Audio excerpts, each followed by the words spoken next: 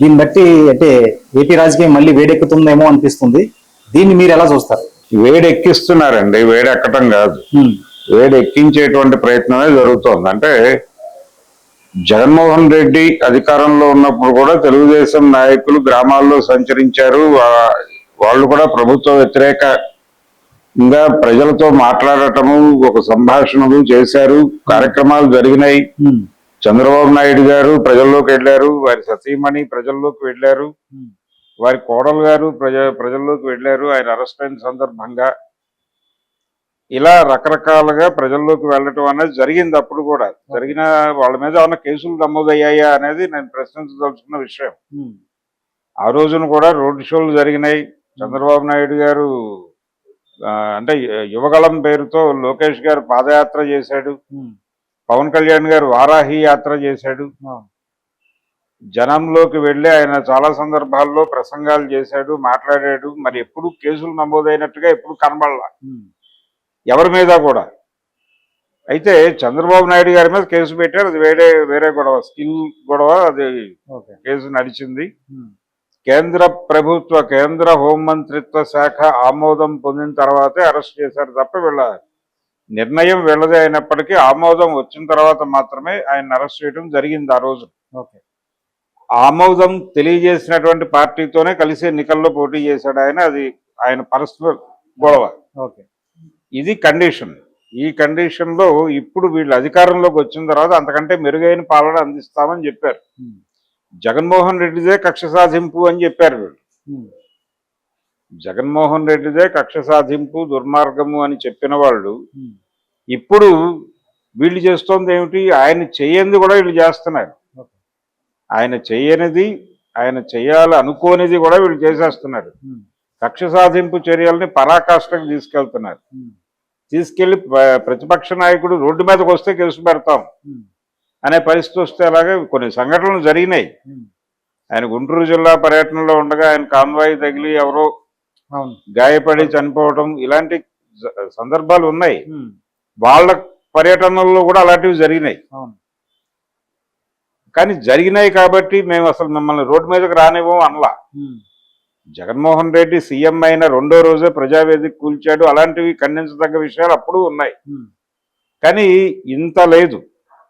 అంటే ఇలా రోడ్డు మీదకి వస్తే అంటే ఆల్టర్నేటివ్, ఇప్పుడు వాళ్ళకి వ్యతిరేకంగా మాట్లాడుతున్నది జగన్మోహన్ రెడ్డి.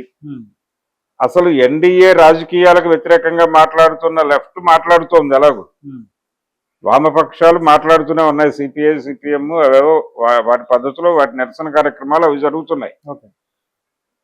అయితే ఇక్కడ చట్టసభల పరిమితి మేరకు చూస్తే అధికార ప్రతిపక్షాలు ఈ రెండు ఏవి, తెలుగుదేశం వైసీపీ, ఇప్పుడు జనసేన బీజేపీ తెలుగుదేశం పార్టీ నాయకత్వం వహిస్తున్న ఎన్డీఏ ప్రభుత్వంలో భాగస్వాములుగా ఉన్నాయి. కాబట్టి ఇప్పుడు ఈ మూడు అధికారంలో ఉంటే ఇది ఒకటే ప్రతిపక్షంలో ఉంది వైఎస్ఆర్సీపీ. అసలు ప్రతిపక్షం వాళ్ళు ఎలాగో అసెంబ్లీకి వెళ్ళట్లా, కనీసం రోడ్ల మీదైనా ప్రజల్ని కలిసి వాళ్ళ బాధలు తెలుసుకోవడం, లేదు వీళ్ళ బాధలు వాళ్ళకి చెప్పుకోవడం, ఏదో ఒకటి ఓ డైలాగ్ ఉండాలి కదా. ఆ డైలాగుని రద్దు చేసే ప్రయత్నం జరుగుతోంది అక్కడ. నేను కేవలం జగన్మోహన్ రెడ్డి మీద కేసులు పెట్టడాన్ని తప్పు పట్టడం లేదు, ప్రజలతో ఒక డైలాగ్ ఉంచుకోవడం కోసం జరుగుతున్న ప్రయత్నం అనుకుంటే ఆయన ఏ ఉద్దేశంతోనైనా జనంలోకి రావచ్చు. ఆయనేమి ప్రజల కోసమే వస్తున్నాడని కూడా నేను అనుకోవడం లేదు. ఆయన గోవర్ధన్ రెడ్డిని కలవడానికి వెళ్ళాడు అక్కడికి, నెల్లూరు. వెళ్ళినప్పుడు కేసులు పెట్టారు, అరెస్టులు అన్నారు, ఆ చుట్టుపక్కల వాళ్ళ మీద గొడవ చేశారు. ఎక్కడికి వెళ్ళినా గొడవ చేస్తున్నారు, రిస్ట్రిక్షన్ పెడుతున్నారు. 3 కార్లే వెళ్ళాలి, 3గురినే పట్టుకెళ్ళాలి, 2 మాత్రమే వెళ్ళాలి, ఈ పద్ధతిలో పెడుతున్నారు. ఇప్పుడు గుంటూరు సబ్ జైలు దగ్గరికి ఎవరో వైసీపీ నాయకుడిని అరెస్ట్ చేసి తీసుకెళ్ళినప్పుడు కూడా ఇలాగే జరిగింది. అంటే అక్కడ ఎవరో తెలిసిన వాళ్ళు కొంతమంది పోగయ్యారు. ఇక్కడ ఇంతమందికే పర్మిషన్ ఉంది. నిజానికి చాలా మంది వస్తారు, జనరల్గా ఎవరు అరెస్ట్ అయినా వస్తారు. కానీ వీళ్ళు వాంటెడ్గా ఇదిగో ఇంతమందికి, మిగిలిన వాళ్ళ మీద కేసులు పెట్టమంటారా, వెళ్ళిపోతారా అని చెప్పి ఒక వార్నింగ్ ఇచ్చి పంపించారు. అంటే లా అండ్ ఆర్డర్ మెయింటైన్ చేయటం అనే పేరుతో అవతల వాళ్ళు ప్రజాజీవనానికి ఇబ్బంది కలిగిస్తున్నారు అనేటువంటి ఒక క్లాజ్ కింద చొరవ చేసేసి కేసులు పెట్టేసి వాళ్ళని బయటికి రాకుండా అంటే బయటికి వస్తే కేసులు పెడతాం అనే వాతావరణం కల్పించడం ఇది డెఫినెట్గా ప్రజాస్వామిక ధోరణికి వ్యతిరేకం. అందుకని జగన్ మీద కేసులు పెట్టడం అనే దాన్ని సీరియస్గా పట్టించుకోవాలి. అది జగన్ బాధ్యత మాత్రమే కాదు, ఆంధ్రప్రదేశ్లో ఉన్నటువంటి మిగిలిన ప్రజా సంఘాలు కూడా పట్టించుకుని ఈ ధోరణి పట్ల మాట్లాడటం మొదలు పెట్టాలి. ఏం జరుగుతోంది అనేది సీరియస్గా పట్టించుకుని, అంటే జగన్మోహన్ రెడ్డి పార్టీకి జగన్మోహన్ రెడ్డితోనూ జనాలకు అనేక సమస్యలు ఉన్నాయి.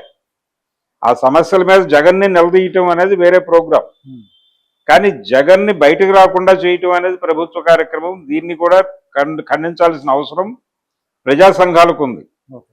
కాబట్టి ప్రజాస్వామ్యాన్ని కాపాడుకునేటువంటి సంఘాలు చాలా ఉన్నాయి, ఇప్పుడు పౌర హక్కుల సంఘాలు ఇలాంటివి. వీళ్ళు కొంచెం పట్టించుకుని ఈ వాతావరణం మీద సీరియస్గా మాట్లాడాల్సిన అవసరం అయితే ఉంది. Okay, thank you sir. Thank you.